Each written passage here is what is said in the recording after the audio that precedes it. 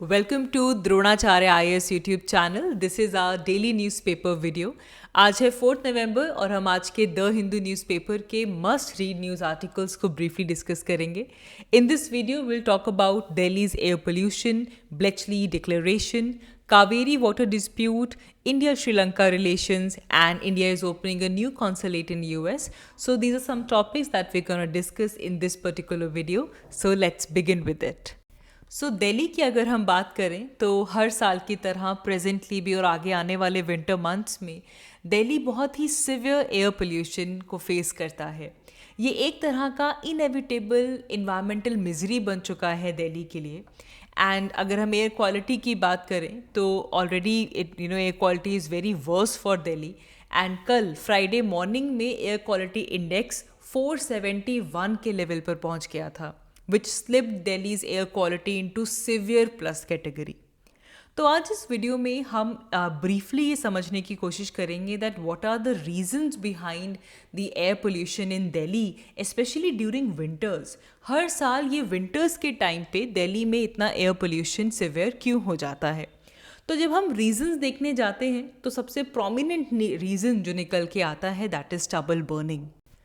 पंजाब और हरियाणा में इस पर्टिकुलर टाइम पे जो फील्ड्स हैं उनको प्रिपेयर किया जाता है फॉर द राबी सीज़न। तो उसके लिए जो प्रीवियस सीज़न है, जैसे मोस्टली क्या होता है कि पैडी ग्रो की जाती है आपके खारिफ टाइम पे। तो जब पैडी की कटाई होती है तो कुछ क्रॉप रेजिड्यू बच जाता है जिसे स्टबल कहा जाता है। And to get rid of it तो फार्मर्स क्या कर देते हैं, इसे बर्न कर देते हैं। जब वो क्रॉप रेजिड्यू बर्न होता है तो काफ़ी स्मोक और काफ़ी पार्टिकुलेट मैटर प्रोड्यूस होता है, इसे हम स्टबल बर्निंग कहते हैं।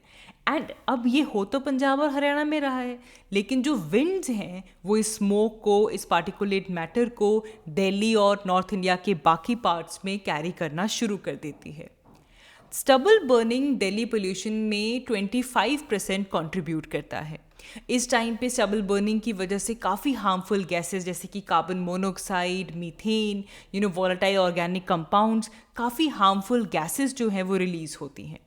अब स्टबल बर्निंग के साथ साथ यहाँ पे विंड डायरेक्शन का भी उतना ही इम्पॉर्टेंट रोल है, क्योंकि जब विंटर के जो मंथ्स आते हैं तो इस टाइम पे जो विंड्स की डायरेक्शन होती है दैट इज़ नॉर्थ वेस्टर्लीज। तो मॉनसून के जाने के बाद जब मॉनसून आते हैं तो तब साउथ वेस्ट मॉनसून विंड्स चल रही होती हैं, लेकिन पोस्ट मॉनसून जो नॉर्थ इंडिया है, स्पेशली दिल्ली वाला जो एरिया है, यहाँ पे नॉर्थ वेस्टर्ली विंड्स चल रही होती हैं, जिसकी वजह से पंजाब और हरियाणा में जो भी स्टबल बर्निंग होती है उसकी डस्ट और स्मोक नॉर्थ वेस्टर्न विंड्स की वजह से कहाँ पे आ जाती हैं, दिल्ली में आ जाती हैं। 72% जो दिल्ली की विंड है वो नॉर्थ वेस्टर्न एरिया से आती है। अगर वहीं पे आपका पंजाब और हरियाणा लाई करता है तो वहाँ की स्टबल बर्निंग की जो विंड है, जो स्मोक है, जो पार्टिकुलेट मैटर है, वो किसकी तरफ आ जाता है, दिल्ली की तरफ आ जाता है। राइट अभी देखा भी गया ऑन अक्टूबर 25 हमारे पास स्लाइटली जो नॉर्थ वेस्टर्न विंड्स थी वो स्लो हो गई थी और नॉर्थ ईस्टर्न विंड्स चली थी, तो उतने में ही थोड़ी सी दिल्ली की जो एयर क्वालिटी थी वो इम्प्रूव हो गई थी।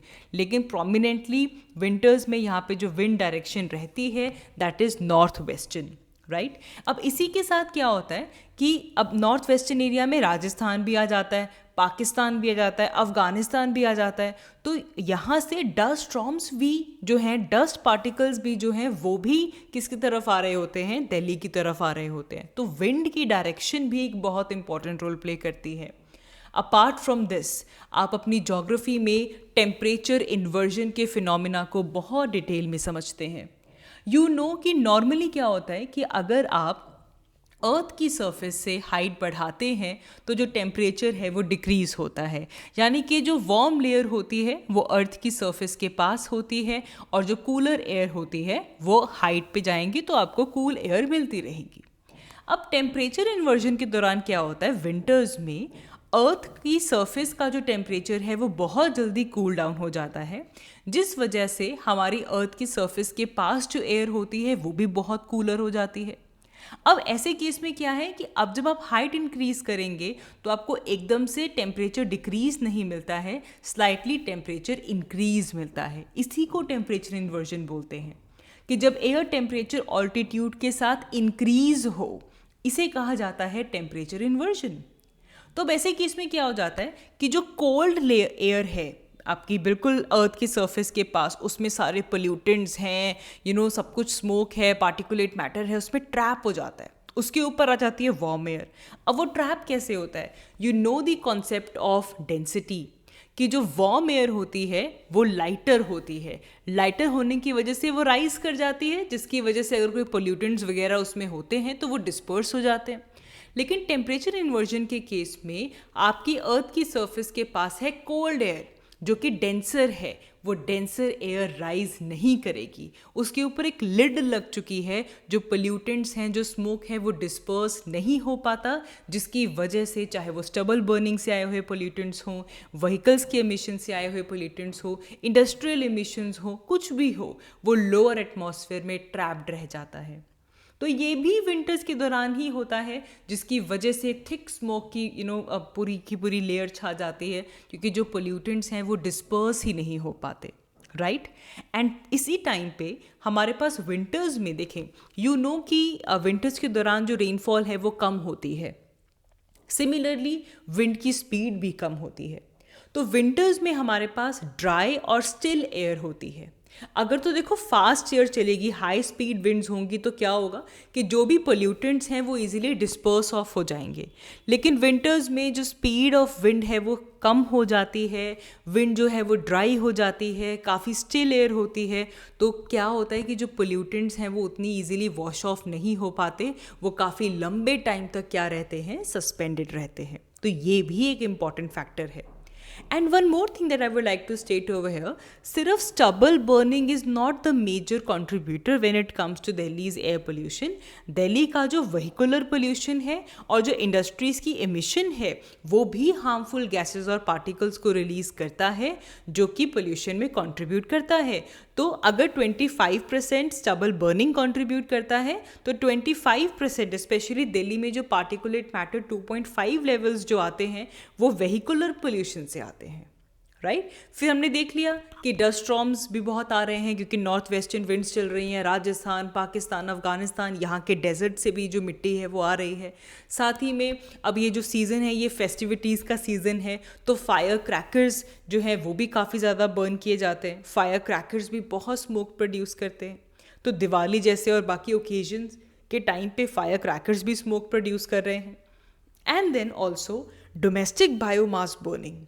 डोमेस्टिक बायोमास बर्निंग से भी कार्बन मोनोऑक्साइड और पार्टिकुलेट मैटर जो है वो ऐड ऑन होता है। तो ये सभी रीजंस मिलकर दिल्ली की जो एयर क्वालिटी है उसे काफ़ी डिक्लाइन कर देते हैं। तो इन रीजंस का आपको एक बेसिक आइडिया होना चाहिए। अब इसे लेकर दिल्ली के पोल्यूशन को कंट्रोल करने के लिए गवर्नमेंट ने काफ़ी इनिशिएटिव्स भी लिए हैं। एक ग्रीन वॉर रूम बनाया गया जिसमें 9 मेंबर टीम है जो कि एक्शंस लेती है कि किस तरीके से हम रियल टाइम डेली बेसिस पे पोल्यूशन से कैसे फाइट करें। हमारे पास बायो डिकम्पोजर्स, इन्हें प्रमोट करना होगा ताकि फार्मर्स जो स्टबल बर्निंग कर रहे हैं वो अपने क्रॉप रेजिड्यूज को अपनी फील्ड में ही डिकम्पोज कर पाए। उन्हें बर्न करने की ज़रूरत नहीं है, सिर्फ जो डीकम्पोजर है उसे स्प्रे किया जाए। उनके स्प्रे करने से क्या होगा कि वो जो डीकम्पोजिशन है वो फास्ट होगी और वो फील्ड में ही ख़त्म हो जाएंगे, रादर फर्टिलिटी इंक्रीज होगी। अच्छा, we also need to introduce water sprinklers. Mechanize, आपने देखा होगा वाटर स्प्रिंकलर्स चलते हैं। अच्छा, रोड स्वीपिंग मशीन्स चलती हैं। इन सब का एम क्या है कि जो डस्ट है, जो पार्टिकुलेट मैटर है एयर में, वो डिक्लाइन हो सके। इंडस्ट्रियल पोल्यूशन को चेक करना होगा, right. So all these initiatives are needed जिससे कि दिल्ली की जो एयर क्वालिटी है वो इम्प्रूव हो सके। तो ये आइडिया आपको यहाँ पे होना चाहिए when it comes to Delhi's air pollution. Moving ahead, हमारा next news article Bletchley declaration से रिलेटेड है। तो रिसेंटली यूनाइटेड किंगडम के ब्लेचली पार्क में, जो कि एक हिस्टोरिक साइट है which is known for its crucial role in world war 2, इस ब्लेचली पार्क में वर्ल्ड का first global summit on AI safety, artificial intelligence safety से रिलेटेड फर्स्ट ग्लोबल समिट यहाँ पे होस्ट किया गया। एंड इस समिट में ब्रिटेन के साथ साथ 28 बाकी कंट्रीज इंक्लूडिंग यूरोपियन यूनियन सबने मिलके ब्लेचली डिक्लेरेशन को यहाँ पे पब्लिश किया। एंड यहाँ पे एक इम्पॉर्टेंट चीज़ ये नोट करेंगे कि इंडिया भी इस ब्लेचली डिक्लेरेशन का सिग्नेटरी है। तो क्या है ये ब्लेचली डिक्लेरेशन? देखिए इसका जो मेन फोकस है that is to enhance the global collaboration when it comes to AI safety globally, क्योंकि देखो artificial intelligence is the near future and AI से रिलेटेड जो सेफ्टी है, जो रेगुलेशंस की ज़रूरत है, उसे लेकर हमें ग्लोबल कोलैबोरेशन की ज़रूरत है और उसी को एनहांस करने के लिए इस ब्लेचली डिक्लेरेशन का मेन एम है। यहाँ पे मेनली दो चीज़ों पे फोकस किया जाएगा। The first one is that we should identify the shared artificial intelligence related risk. पहले तो हमें रिस्क क्या है ये पता होना चाहिए and we should also enhance our scientific understanding of these risk.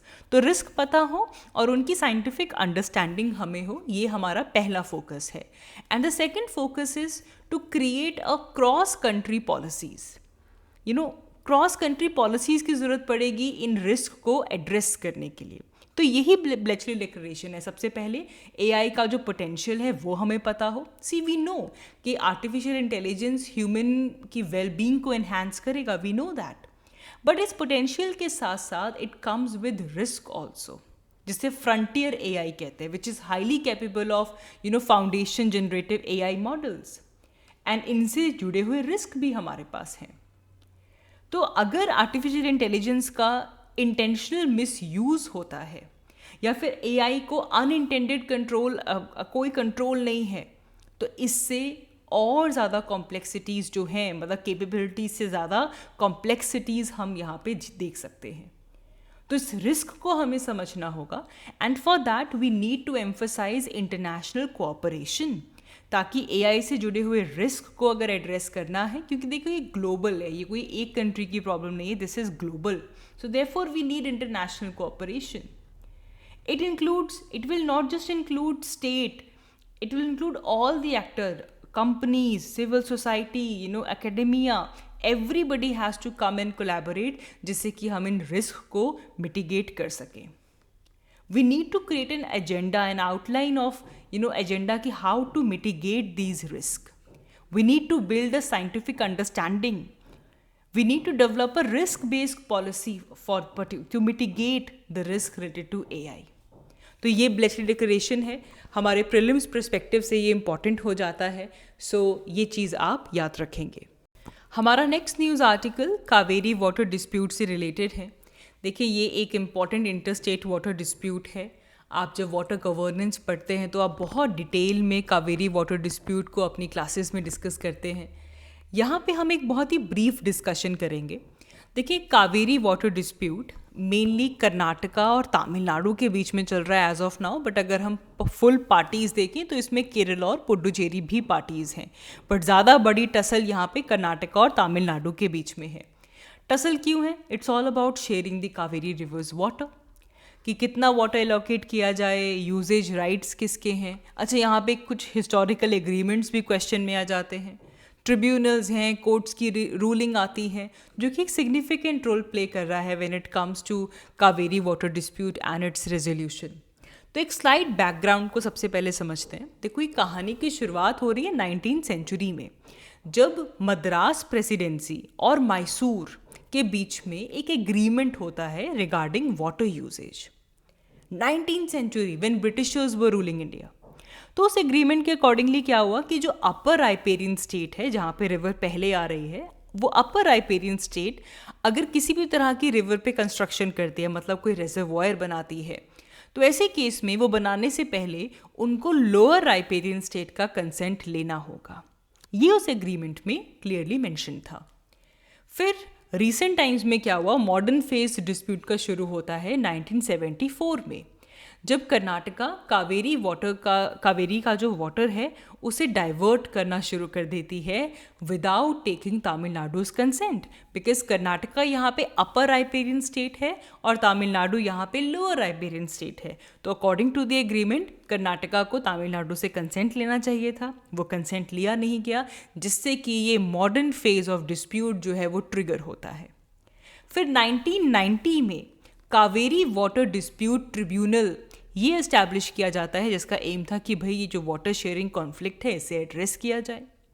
Then in 2007 Kaveri water dispute tribunal अपना फाइनल डिसीजन देता है, जिसमें वो बताते हैं कि ओके, कर्नाटका, तमिलनाडु, केरल और पुडुचेरी, ये जो 4 हमारे पास पार्टीज़ हैं, इनको कितना वाटर एलोकेट होना चाहिए। लेकिन फिर इसे क्वेश्चन किया गया। फिर 2018 में सुप्रीम कोर्ट ने भी ये जो आपका कावेरी वाटर डिस्प्यूट ट्रिब्यूनल का ये जो फैसला था, इसे अपहोल्ड किया और कहा कि कावेरी एक नेशनल एसेट है और इसके मैनेजमेंट के लिए एक कावेरी वाटर मैनेजमेंट स्कीम लेकर आनी चाहिए, जिसके तहत सेंट्रल गवर्नमेंट ने कावेरी वाटर मैनेजमेंट स्कीम को इस्टेब्लिश किया और Kaveri water management authority CWMA, जिसको आप बार बार इस न्यूज़ आर्टिकल में देखेंगे, और साथ ही में Kaveri water regulation committee CWRC, इसे इस्टेब्लिश किया under the Kaveri water management scheme. Okay, अब देखें यहाँ पे करंट इशू क्या है। हमारे पास जो कावेरी वाटर मैनेजमेंट अथॉरिटी है, उन्होंने कावेरी वाटर रेगुलेशन कमेटी, जिसका काम है रेगुलेट करना, उसने ये डिसीजन दिया था कि कर्नाटका को 2600 क्यूबिक फीट पर सेकेंड वाटर रिलीज करना होगा टू तमिलनाडु टिल नवंबर 23। और इस डिसीजन को कावेरी वाटर मैनेजमेंट अथॉरिटी ने अप्रूव किया है। अब इसे लेकर डिस्प्यूट चल रहा है, ठीक है। The states don't want to release the water. यहाँ पे मेघदातु डैम जो है, अब अकॉर्डिंग टू तमिलनाडु, ये जो मेघदातु डैम प्रोजेक्ट है, this project is unauthorized and this would harm Tamil Nadu's interest, that it violates Kaveri water dispute tribunal's decision. ये एक स्टैंडिंग इशू है यहाँ पे। अब इस पूरे इशू में कर्नाटका का स्टैंड ये है कि देखो, बेशक तमिलनाडु कह रहा है कि हमें 10,000 आप क्यूबिक फीट पर सेकेंड वाटर रिलीज कर दो फॉर 15 डेज। अब इसके बदले में कर्नाटका कहता है कि नहीं, हम 8,000 करेंगे। कर्नाटका इसके लिए रीज़न बोल रहे हैं कि कावेरी का जो कैचमेंट एरिया है, वहाँ पे रेनफॉल बहुत कम हुई है। दे आर सेइंग कि जून से लेकर अगस्त तक 44% रेन डेफिसिट आया है in the main catchment area of Kaveri, and it is rejecting Tamilnadu's distress sharing formula। अब इसकी implications क्या हैं? अब कर्नाटका अगर वाटर रिलीज नहीं कर रहा, तो तमिलनाडु के जो फार्मर्स हैं, they are waiting for Karnataka's response, क्योंकि ऑलरेडी जो मेटूर डैम है, वहाँ पे वाटर स्टोरेज बहुत कम है। This will impact Tamil Nadu's agricultural crops and water requirement in this particular region. तो यहाँ से हमें समझना होगा कि जो ट्रिब्यूनल्स बने हैं, ये कहीं ना कहीं इनइफेक्टिव रह रहे हैं when it comes to solving these kind of disputes. We have interstate river water dispute act 1956। आप अगैन बहुत डिटेल में इसे इंडियन पॉलिटी में पढ़ते हैं। It relies on tribunals when it comes to resolving such disputes. और आज के टाइम पे जिस तरह क्लाइमेट चेंज हो रहा है, जैसा इरेटिक रेनफॉल पैटर्न हम देख रहे हैं, जिस लेवल पे ग्राउंड वाटर डिप्लीट कर रहा है, अच्छा, और हम वाटर इंटेंसिव क्रॉप्स लगा रहे हैं, तो आने वाले टाइम में ये जो रिवर डिस्प्यूट्स हैं, ये और इंटेंसिफाई होने वाले हैं। So we need to think of it. अभी 2017 में लोकसभा ने interstate river water dispute amendment bill लेकर आए थे, जिसका काम था कि एक परमानेंट ट्रिब्यूनल बनाया जाए, साथ ही में एक मीडिएशन कमेटी बनाया जाए, बट अभी तक इस पे इम्प्लीमेंटेशन हुई नहीं है। तो यही हमें यहाँ से एक मेजर टेक अवे यही लेना चाहिए कि yes, India is facing a lot of water scarcity right now. River volume लगातार कम होती जा रही है, therefore we need urgent legislations which should grant tribunal the powers, जिससे कि ट्रिब्यूनल्स के जो डिसीजन हैं वो इन्फोर्स हो सके। इंटरस्टेट वाटर डिस्प्यूट्स में क्विकर और एफिशिएंट रेजोल्यूशंस आए। ओके, साथ ही में फ्रॉम योर ज्योग्राफी परस्पेक्टिव आपको कावेरी रिवर से जुड़े फैक्ट्स, कावेरी कहाँ से ओरिजिनेट करती है, कौन कौन सी मेजर ट्रिब्यूटरीज हैं, कौन कौन से रिजर्वायर्स हैं, कावेरी से जुड़ी हुई आपकी जो इंडियन ज्योग्राफी में जो आप पढ़ते हैं, उसे आप यहाँ पे रिवाइज कर लीजिए। So next news article India Sri Lanka relation से रिलेटेड है। Well, we all have seen the Sri Lanka's economic crisis and how significantly India's support was when it comes to the recovery of Sri Lanka। वही इस article में highlight भी किया गया है। Background अगर हम समझें यहाँ पे, तो श्रीलंका एक बहुत बड़ा इकोनॉमिक क्राइसिस फेस कर रहा था लास्ट ईयर, जिससे वो निकल के आया है। बहुत सारी चीज़ें एक स्पायरलिंग इफेक्ट बना चुकी थी। कोविड क्राइसिस का आना, देन इकोनॉमिक मिसमैनेजमेंट होना, ऐसी पॉलिसीज़ श्रीलंका में बनी जिनसे कि पूरा इकोनॉमिक सिचुएशन मिसमैनेज हुआ, और साथ ही में पाइलिंग अप ऑफ डेट्स, बहुत बड़े अमाउंट में डेट्स श्रीलंका के पास थे, जिससे कि क्या हुआ, श्रीलंका में इन्फ्लेशन बहुत ज़्यादा इंक्रीज़ हो गई।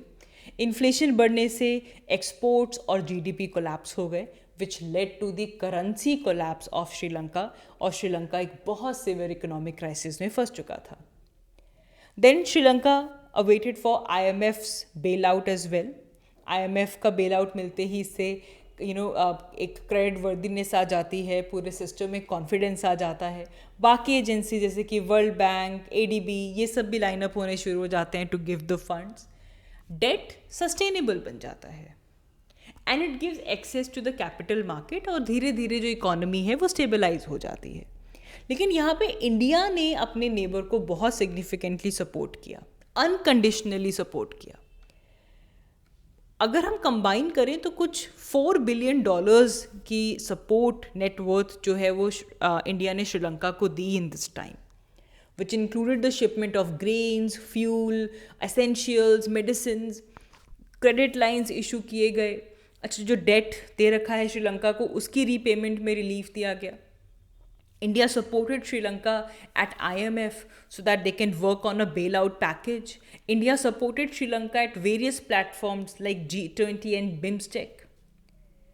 Right? So, India provided Sri Lanka a lifeline जिससे कि वो difficult time में float करते रहे, और वही चीज़ यहाँ पे आज भी highlight हुई है इस आर्टिकल के अंदर भी। तो उसी से रिलेटेड एक ब्रीफ हिस्ट्री कि क्या फेस किया श्रीलंका ने और किस तरह इंडिया ने यहाँ पे हेल्प किया है। And now India is saying कि वी नीड जितने भी डेटर्स हैं, मेजर क्रेडिटर्स हैं श्रीलंका के, चाइना, इंडिया, जापान, ये मेजर क्रेडिटर्स हैं जिन्होंने डेट दिया हुआ है श्रीलंका को, कि इन कंट्रीज़ को मिलके एक डेट ट्रीटमेंट प्लान बनाना चाहिए, ताकि एक तो श्रीलंका को सेकेंड जो ट्रांच है IMF का वो मिल सके, और ईजीली श्रीलंका जो है वो इस इकोनॉमिक सिचुएशन से और अच्छे से रिकवर कर पाए। And then moving to our last article, well it is related to India US strategic partnership. अब जो न्यूज़ है वो ये है कि इंडिया अपना एक न्यू कॉन्सुलेट ओपन करने वाला है US में, इन सियाटल। बट हमें ये देखना होगा कि इससे मेनली ऐसा क्वेश्चन सीधा PT में नहीं आएगा, ये कहीं ना कहीं इंडिया US स्ट्रेटेजिक पार्टनरशिप का एक इम्पॉर्टेंट पर्सपेक्टिव है, क्योंकि यहाँ पे पीपल सेंट्रिक एफर्ट्स को बढ़ाया जा रहा है। अब बात यह है कि इससे क्या होता है कि इन इनिशिएटिव्स की वजह से एक क्लोजर डिप्लोमेटिक टाइज का ये इंडिकेटर होता है कि अगर कंट्री दूसरे कंट्री में अपने कॉन्सुलेट्स बढ़ा रहा है, it brings out the closer diplomatic ties. अब इंडिया के ऑलरेडी US में Atlanta, Chicago, Houston, New York, San Francisco यहाँ पे कॉन्सुलेट्स थे। अब एक नया कॉन्सुलेट सियाटल में ओपन किया जाएगा। सिमिलरली US का कॉन्सुलेट इंडिया में चाइना, हैदराबाद, कोलकाता और मुंबई में है, और बहुत जल्द बेंगलुरु और अहमदाबाद में भी US कॉन्सुलेट खोलने का प्लान बनाया जा रहा है। तो ये एक आर्टिकल हमारे पास आया था। बस एक चीज़ आप याद रखेंगे कि येस, हमारा जो US के साथ जो पार्टनरशिप है, जो रिलेशंस हैं, वो यहाँ पे इम्प्रूव हो रहे हैं, और पीपल सेंट्रिक एफर्ट्स आ रहे हैं, और क्लोजनेस बढ़ रही है। ये चीज़ हमें ये हाईलाइट करती है। So that is all for this video. आज की इस वीडियो के लिए इतना ही। Thank you so much for watching. I will see you all in my next one. Thank you.